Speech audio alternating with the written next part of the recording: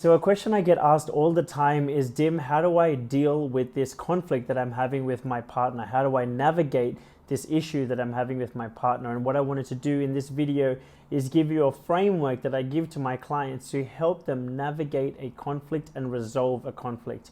And you can apply this whether it's with your loved one or with a family member or even with someone at work who you are having a conflict with, and the emotions are high and the stress is high and the anxiety is high and people are getting triggered.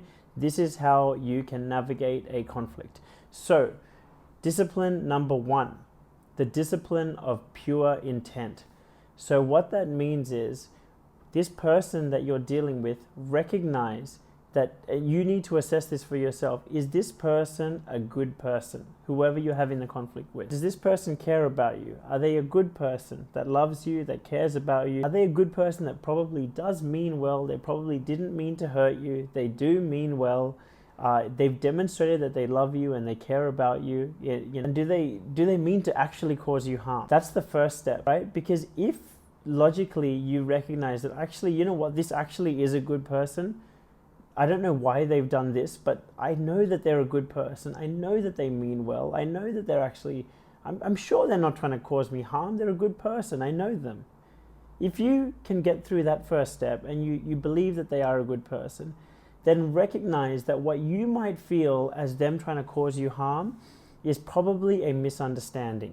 So go into the rest of this resolution process with the assumption or the understanding that whatever's happened here is a misunderstanding. It's not an act of war by them. It's not an adversarial issue. It's a misunderstanding. One of the biggest mistakes that people make in arguments and conflicts is they take an adversarial frame. An adversarial frame is basically, I'm right, they're wrong, they're my enemy, they are an issue, they're my adversary.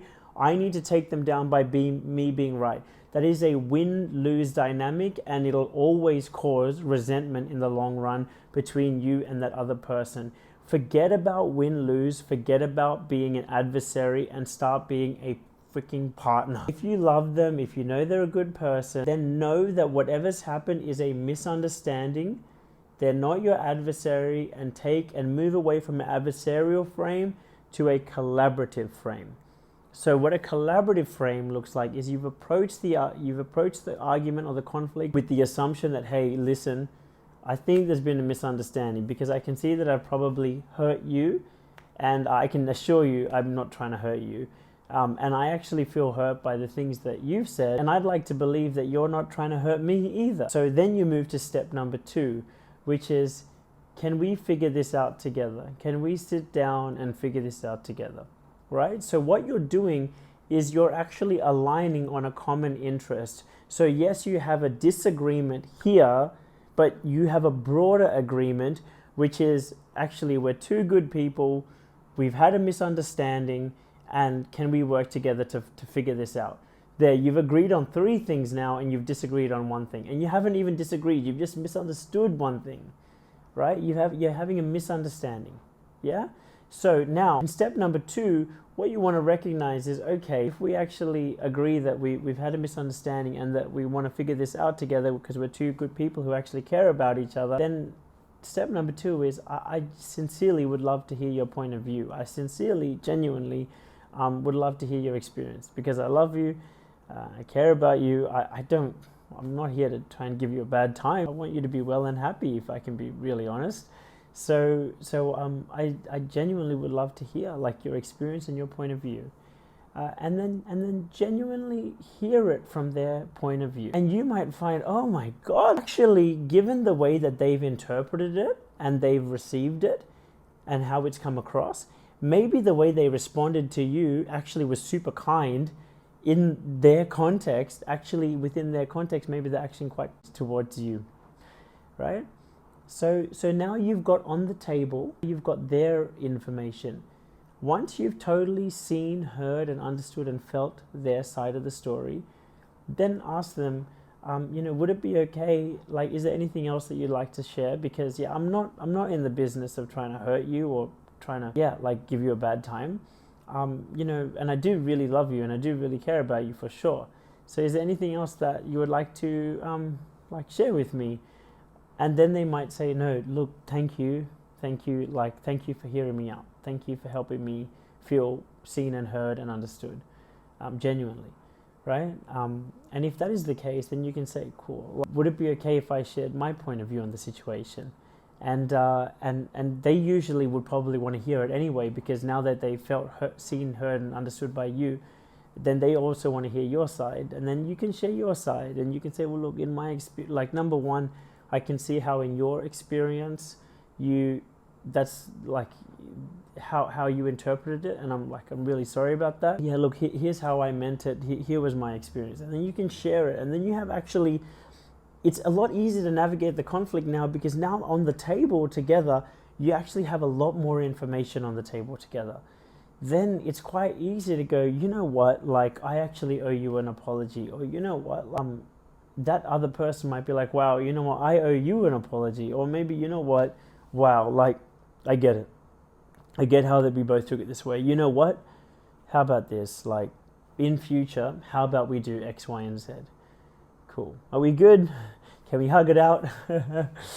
and that's how you do it. That's how you do it, right? So the key underlying assumption there is we've moved away from the adversarial frame and we've moved towards a collaborative frame. We've moved toward, this person is my enemy. They're not your enemy. You freaking chose them for a reason. You chose them because you freaking believe that they're a good person and you love them and all the rest of it, right? So you chose them because of their merits, no? So you got to decide for yourself whether you believe they're a good person or not. And if you do, then step the freak out of your freaking ego and forget about the need to be right. That is a massive, if you're a guy watching this, if you're just trying to be right, that is the biggest beta male behavior. Like, that is all about you. That is not about the team. If you're a guy, you're supposed to be the leader. She wants to feel safe with you. She wants to feel like she can trust you as the leader, so she can chill and relax in her feminine and be her feminine, vibrant self. But she can't be that. She can't be that if it's just your way or the highway. She can't be that if you're being a beta male. So how you be the alpha male is you're not thinking about just yourself anymore. You're thinking about the team. You're thinking about bringing you both together to have a good experience and take you guys to a wonderful place. Yeah, and to do that, you got to step out of your ego and work in service of the team. And the team has two players, not just one, right? Two players. One of them is you. So you need to make sure that you can't just be self-sacrificing yourself. No, because then that's going to cause resentment and wear you down, and then she's not going to get the best of you, right? So you need to make sure that both points of view are being heard, yours and hers, right? Because it does take two to tango. And this is when you step out of just one side or the other, and you're thinking as the organism as a team.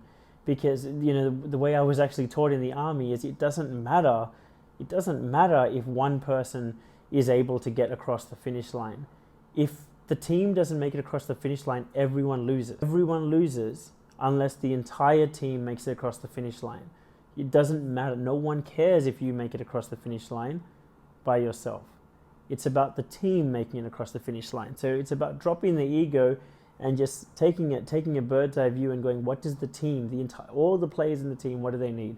How do we bring them together to get the whole team across the finish line? That's how you be a leader. And I really hope you found value in this video. Do share it with a friend if you think that a friend could use it also. Thank you for joining me, and I'll see you next time. All my love.